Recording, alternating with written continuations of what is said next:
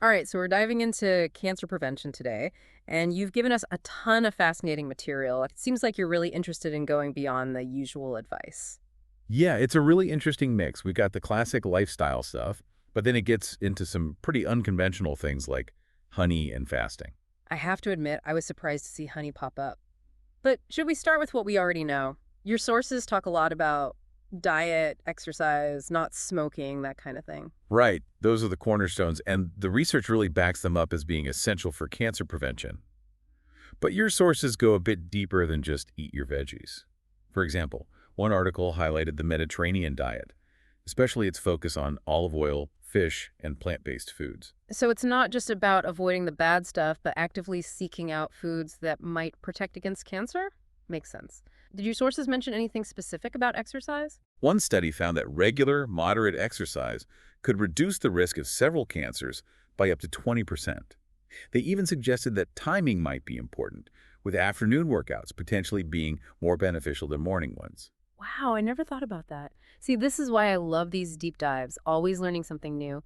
But let's be honest, those foundational strategies can feel a bit predictable. Is that why you were drawn to the honey and fasting stuff? Maybe, and to be clear, those foundational strategies are still super important. But your sources definitely have me intrigued by the potential of these less conventional approaches. Okay, well, let's talk honey then. I have to admit, I was surprised to see it featured so prominently. What's the connection to cancer prevention? Well, your sources, particularly the research articles, highlight honey's powerful antioxidant and anti-inflammatory properties. One study even drew a comparison to how Manuka honey, with its high MGO content, seems to encourage apoptosis, basically, program cell death specifically in cancer cells. So it's like this sweet little warrior going in and taking out the bad guys. That's amazing. But before everyone starts slathering Manuka honey on everything, your sources also stress that. More research is needed, definitely. It's not a magic bullet. It's about seeing these findings within the broader context of a healthy lifestyle and, of course, consulting with healthcare providers. Good point. It's all about balance, right? Speaking of balance, let's shift gears to fasting. One of your sources specifically mentions fasting outside of religious contexts, which I found fascinating. Yeah, it is interesting. Fasting, as your sources point out, isn't just about abstaining from food. It seems to trigger several internal processes that could potentially benefit cancer prevention. Well, like what? What does fasting actually do within the body? Well, for starters, it can lower inflammation and insulin levels, both of which have been linked to cancer development. One of your sources even mentions a study where fasting seemed to boost something called autophagy, which is essentially the body's way of cleaning up damaged cells. So it's like hitting the reset button on our cellular systems. I can see why that might be beneficial. Exactly. And some studies, while still preliminary, suggest that fasting might also impact something called IGF-1, a growth factor that's been linked to an increased risk of cancer. By reducing IGF-1 levels, fasting could potentially lower that risk. Okay, now you've got me really curious about fasting. But I have to ask, based on your expertise, what stands out to you from these sources on fasting and its potential connection to cancer prevention?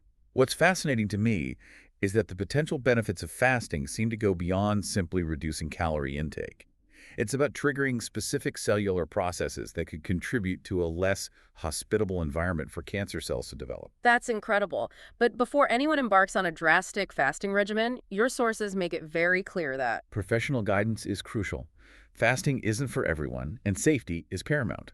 Consulting with a healthcare provider is essential to determine whether it's appropriate for your individual needs and to ensure you're doing it safely and effectively. Solid advice. But now I'm even more intrigued by something else your source mentioned. It seems like honey and fasting both show promise in the realm of cancer prevention, yet they aren't exactly mainstream recommendations. Why is that? That's a great question, and your sources offer some interesting perspectives on this. Let's explore those a bit further after a quick break. So we're back, and I'm really curious to dig into this disconnect. Honey and fasting seem promising, but they aren't exactly common advice. One of your sources, an opinion piece, suggested it might be because of, well, money. Yeah, the author argued that financial incentives within the healthcare system could be playing a role. They suggested that preventative strategies like honey and fasting, which are relatively low cost and easy to access, might not be as financially appealing as, say, expensive medications or procedures. Hmm. So they're suggesting that maybe what works best isn't always what gets promoted? It's a provocative argument for sure, And the author acknowledges it's just one piece of a much larger puzzle. They also talked about how cultural norms and a resistance to new ideas can play a role. People tend to stick with what they know, even if new research suggests other approaches might be worth exploring. Yeah, I can see that. But what about healthcare providers? Surely they're keeping up with the latest research. You'd hope so. But one of your sources, a survey of oncologists, actually found that a significant percentage weren't familiar with the latest research on honey and fasting for cancer prevention. Wow, really? That's surprising. It makes you wonder how many other potentially beneficial strategies are out there just waiting to be rediscovered or, discovered in the first place. Exactly. And this brings us to another interesting point that your sources brought up the influence of religious beliefs and practices on health outcomes. You're talking about fasting during Ramadan, right? One article specifically mentioned how this practice might offer some insights into the potential benefits of fasting for cancer prevention. Right. The article pointed out that millions of people around the world fast regularly for religious reasons, and studies have shown that this practice can have positive impacts on various health markers, which is pretty fascinating. It's like this massive real-world experiment on the effects of fasting, isn't it? In a way, yeah. And it raises an important question. If religious beliefs can have such a profound impact on health practices, what other powerful but untapped motivators might be out there? What if we could harness the power of, say, belief, community, or even personal values to promote healthier choices? Now, that's a fascinating thought. It seems like we've only just begun to understand how many different factors can impact our health, both individually and as a society. Absolutely, and that's what makes this whole deep dive so intriguing. It's not just about specific strategies like honey or fasting, but also understanding the broader context, looking at how these strategies fit in with individual circumstances, genetics, lifestyle, even beliefs and values play a part. So where do we go from here? What do we do with all of this information? Well, for starters, I think we need to acknowledge that there's no one-size-fits-all approach when it comes to cancer prevention. What works for one person might not work for another. We need to move away from this dogmatic thinking and embrace a more personalized approach to health. Yeah, I totally agree. It's about finding what works for each individual person, taking into account their unique situation. Exactly, and that's where healthcare providers come in. Your sources repeatedly emphasize the importance of open communication with doctors and other healthcare professionals, not just to discuss specific strategies like honey or fasting, but to develop a personalized plan that takes all of these factors into account. So it's about more than just being a patient, it's about being an active participant in your own health journey. That's a great way to put it. And this deep dive has given us the knowledge and insights to be more informed consumers, to ask the right questions, and to make choices that truly align with our values and goals. This has been incredibly eye-opening. But before we wrap things up, I wanted to circle back to something you mentioned earlier about genetics and family history. Your sources briefly touched on how those factors can influence our susceptibility to certain cancers. Yeah, it's a crucial piece of the puzzle. While lifestyle choices and preventative measures play a huge role, our genes definitely influence our predisposition to certain cancers. So even if you're doing all the right things, you might still be at an increased risk if, say, cancer runs in your family. Exactly. That's why it's so important to have those open and honest conversations with your healthcare providers about your family history and any potential genetic testing options that might be appropriate. Your sources really stress that. It makes sense. Knowing your genetic predisposition can help you and your doctor make more informed decisions about prevention and screening. Precisely. It's all about empowering yourself with knowledge and working with your healthcare team to develop a personalized approach that takes your genetic background into account. It sounds like we're talking about a whole new level of personalized medicine, where we're moving beyond general recommendations and really delving into the nuances of individual risk factors and genetic predispositions. In a way, yes, and this is where things get really interesting because it opens up a whole new world of possibilities for prevention and early detection. It's almost like we're detectives, piecing together clues from our genes, our lifestyle choices, and the latest scientific research to create this comprehensive picture of our individual health risks and opportunities. And remember, just like any good detective story, there are bound to be surprises and unexpected twists along the way. Which is why we need to stay informed, keep asking questions, and be open to new discoveries and new ways of thinking. Absolutely. The world of cancer prevention is constantly evolving. What we know today might just be the tip of the iceberg. This has been quite a journey so far. We've covered a lot of ground, from traditional lifestyle choices to the intriguing potential of honey and fasting, and even the role of genetics and personalized medicine. And we've touched on some of the challenges, like why some potentially effective strategies aren't more widely discussed. And we've explored the complex interplay of factors that can influence our health choices. It's been truly fascinating, but I feel like we've only just scratched the surface. Let's take a short break and then we'll come back and explore even more insights from your sources. Okay, we're back. And, as we've been going through all this material, one thing that really stuck with me is how much emphasis there is on stress management.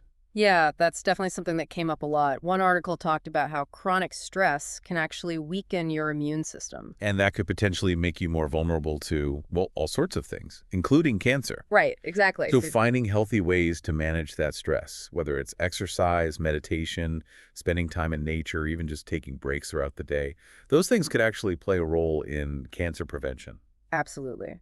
When you reduce stress, you're supporting your body's natural defenses and promoting overall well-being. That's so crucial for a healthy life. It really is amazing how interconnected everything is. We tend to focus on the physical things like diet and exercise, but our mental and emotional well-being are just as important. You hit the nail on the head. It's about taking a holistic view of health, considering all aspects of our lives and how they work together. Speaking of holistic health, I noticed that your sources also touched on the importance of sleep. Oh, yeah. Several sources highlighted the link between poor sleep habits and an increased risk of various health problems, including cancer. Getting enough sleep is crucial for allowing our bodies to repair and regenerate, which in turn boosts our immune function and just our overall health. So it's not just about hitting that magic 8-hour mark, it's also about having a consistent sleep schedule and practicing good sleep hygiene. Exactly. Prioritizing sleep is just as important as diet and exercise. Something else that caught my eye was the role of social connections. I think it was one article that specifically mentioned how social support could actually play a role in cancer prevention. Yeah, that's a really interesting area of research. There's growing evidence that suggests strong social ties and a sense of belonging are linked to better health outcomes. So having those close relationships with friends, family, community, that could actually be a protective factor when it comes to cancer. It seems that way, though more research is needed to understand exactly why. But the data so far definitely points to social connections having a positive impact on both our mental and physical health. Well, this has been an incredible deep dive. We've covered so much ground, from lifestyle choices to honey and fasting, the influence of genetics, the importance of stress management, sleep, social connections. It's a lot to take in. It really is. And honestly, I think the key takeaway here is that cancer prevention isn't about following some rigid set of rules. It's about understanding your individual needs and making informed choices that work for you and your life. And that includes working closely with your healthcare providers, right? To create a truly personalized approach. Absolutely.